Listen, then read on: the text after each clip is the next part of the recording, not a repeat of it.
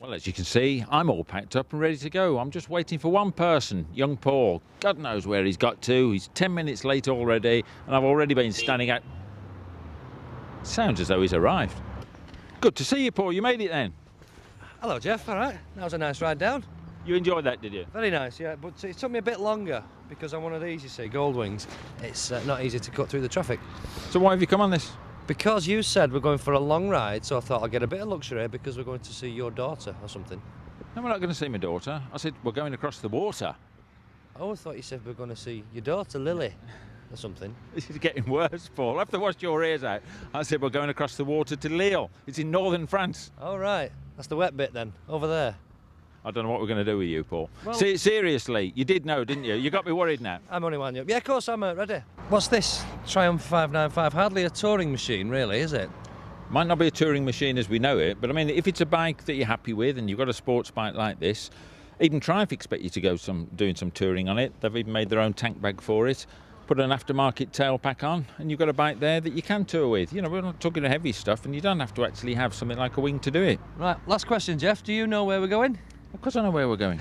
You've got a map, you mean? Is that what you mean? I have the map. Good, let's have a look at it.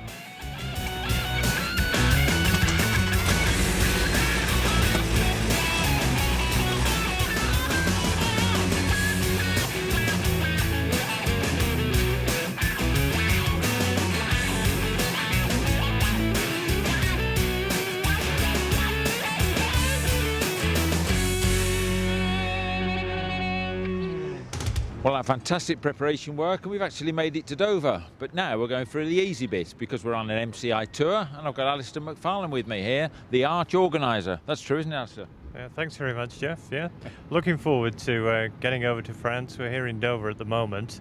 We've got about an hour and a half crossing, which hopefully today should be a calm crossing. Nevertheless, the bikes have to be strapped down, so we look forward to the Sea France people helping us out with those arrangements. But 23 bikes altogether, get all those people over to the other side, and then we've got a few interesting places to go and look at when we're in France. Tell me, it's a mixed bag, if it's right to call people on boats a mixed bag, but I mean, you've got experienced regulars and then some brand new people? We tend to get quite a lot of people who come over with us on repeat tours. Obviously, I think we're doing something right, Jeff, because about 70% of the people tend to come back and sample different tours. This is a short tour, it's a weekend tour. Other tours that we do go a bit further afield. We go to Corsica, Bavaria, we've got a trip to Spain, another one going to Switzerland this year.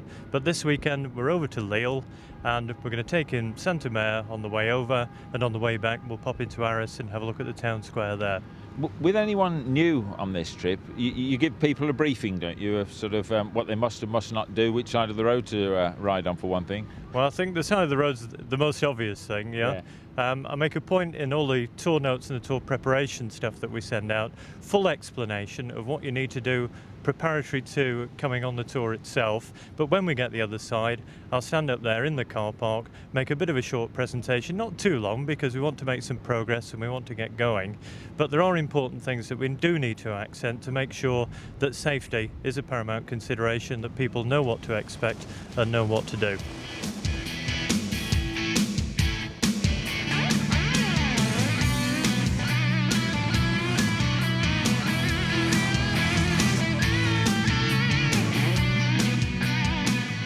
All good tours need a good tour leader, and I asked our man Peter Avard whether people really were frightened of riding on the wrong side of the road. I think they really are. I think they're, for the first time, it's an unknown adventure, really, a very mild type of adventure. But once they've done 25 miles, with a little bit of briefing and a little bit of homework on their behalf, it all comes together, and they say to themselves, I'm sure, what was all the fuss about? At any rate, and then on the return journey back to Calais, you find all the confidence has come together, and they go off and leave you. And you think, well, you know, perhaps you've done a good job in the end of the day. But there are certain things that you have to watch out for, especially if you find yourself riding on your own. It's all right if you following a group of people, which personally I don't like riding in convoy. But for the first time, you condition yourself to this is how it's going to be. But you know, things like roundabouts can always provide a little bit of a hazard. The road junctions, you know, people that the French drive very competitively, and you must always keep an eye on that mirror, because they'll overtake from a long way back in a column and just come by, and you know, and you've got to be aware that this is likely to happen. They have different customs as well. I've noticed French bikers, they have different customs to us, don't they? We wave and let on, or we might flash. They do all sorts of things. It's brilliant. I think, you know, there is a feeling that you've arrived when you're in France. They wave, they give you the two-finger wave, the rather nice two-finger wave, and they do stick their leg out, and this is always a friendly gesture. The bit that worries me sometimes is that when you stop at the petrol pumps or a cafe, no one speaks to you, and I just wonder why they're so friendly when they're on the road, or and when you get back. But sure, I mean, once or twice we've been lost and we've had to stop in, pull and get the map out, and invariably a French biker will come up to you and, you know, offer some help. Touring holidays and touring on a GSX R11, you'd think the two don't go together, but Jeff Stokes here has been with us, and you've enjoyed yourself, haven't you, Jeff? Thoroughly enjoyed it, loved every minute of it. Yeah. When we went out yesterday, we did 250 miles, and thoroughly enjoyed every minute. We found some beautiful roads, and yes, it's not a tour, but does the job. And you were with your pal on the Alan. ZZR11? Alan Brown, on his ZZR, and yes, we had a terrific day out. Yeah. So what would you say to anyone with a sports bike? You say, yes, you can do it, I presume. Try it. Yeah. This is my first tour, and I've loved it. Try it. Yeah. If you don't like it, don't do it again. If you like it, I'm going to do it again. And tell me, luggage, you're travelling very light. In fact, I did wonder, I thought, where's his panniers? Well, but that's it. They're all saying, yeah, you've sent the suitcases on ahead, but no, this is it. Everything is in there, everything I need. Change of clothes, that's all you need. Yeah. It's only a long weekend, so yeah, not a problem. Simon, you've been on tours before, haven't you? Where have you been before? I've been to the Bowl, south of France, down there, yeah. And was that on the VTR? Yeah, that's on the VTR, yeah. So what made you choose a VTR as against a sort of a touring bike, a ZZR11 or Blackbird or whatever? I wanted a V-twin, and I wanted a bike I could use every day, and perhaps do a bit of touring as well, and a bit of sport riding. So, right. And so you found the VTR is a good all-rounder for that? It's a good all-rounder, but as far as touring is concerned, the tank is a bit small at 16 litres. So it limits it a bit as far as range is concerned. So how far do you get, just round figures? Absolute maximum 150 miles, 130 miles to reserve. That's at 130 mile an hour though, you nearly said that. Yeah, well I got more than that out of it actually, but yeah. So what about luggage carrying capacity? I know that amongst everyone here you've been carrying a rucksack. How do you get on with that? Yeah, I find it fine actually. I don't find a big problem. I'm carrying enough weight as it is, so a bit more won't make any difference really. So you don't bother with sort of soft luggage? I can see you have had a tank bag on it. Yeah, I've got a tank bag.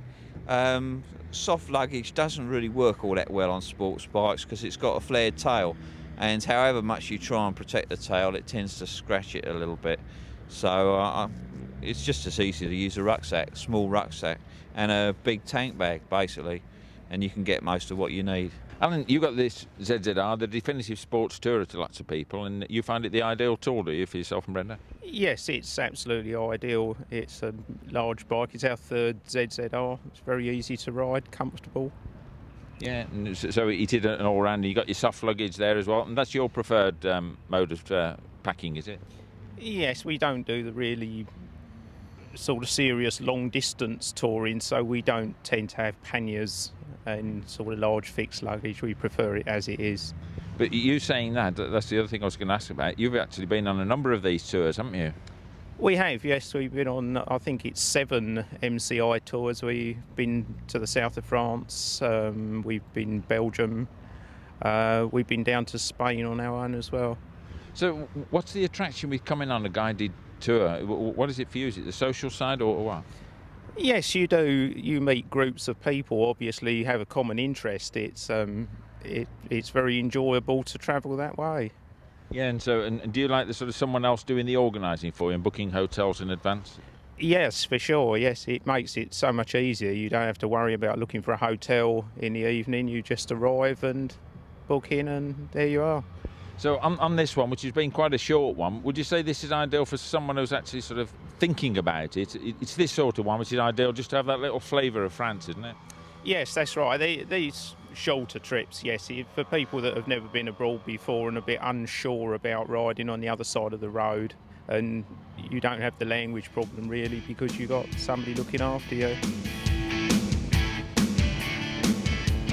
It's fairly clear what the actual rider gets out of touring, but what's the attraction for a pillion?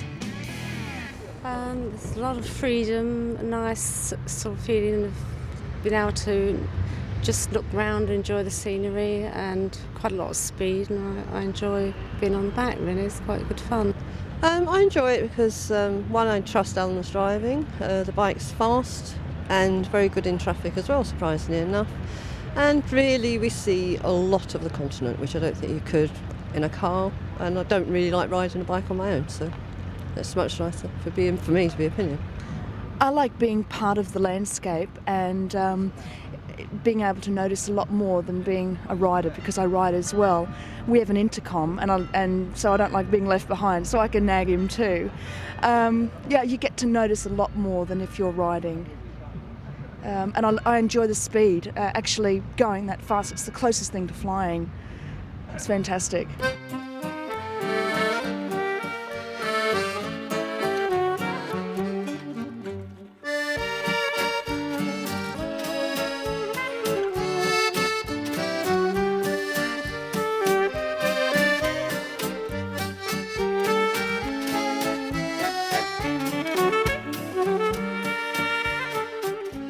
Well, here we are. We're on our way back now. We're at Calais, as you can see behind me. And if you remember, when we started this, Paul said, what have you got there? I got the 595. Is it a suitable touring bike? Yes, it is. You can do anything on one of these. It was comfortable. Adequate luggage for the 3 days that we've been away. Tail pack and a tank bag, no problem at all. We had some very iffy weather, as you can see from the bike, spattered in mud and whatnot, but the bike performed well. I was comfortable on it myself because I'm a pretty big fella. But one little annoying thing with it that I've got to see Triumph about, he kept cutting out on me any old time. I don't think it's a trait of 595s, I haven't heard it before, but this one just did it as it happened. But overall, performed well, got a hell of a lot of grunt. Sometimes I wanted to sort of break away from the pack, but when you're with a touring group, that's not really good manners, is it? So I stuck with it. And so if you want to go touring, 595 or whatever you want, you can do it. And you can also do it on one of these, the Ultimate Tourer, a Honda GL 1500, a Goldwing. And you don't have to buy one of these. It costs you about 16 grand now for a new 1500 like this. But you can hire them. This is actually on hire because I can't afford it. But it's got everything that you would want on a long trip. Stereo, radio, cassette, cruise control, which I have to say, I think is very fancy but totally useless, because once you're on cruise control, where do you put your hand? You've got to have your hand there anyway to steer the damn thing, so... Anyway, that's the only thing I can think to moan about. More luggage space than you can ever wish for. Jeff's got half of his stuff in here, by the way. Don't let him fool you with them little tank bags. But no, he hasn't. One last tip before we go about touring. Make sure, if you go touring, you do take some plastic money for emergencies. Just in case some thieving scumbag decides to cut your helmet off its helmet lock and naff off down the road with it, as happened to me. Anyway, nothing's perfect, is it? Time to put one last tape in and go and catch the boat.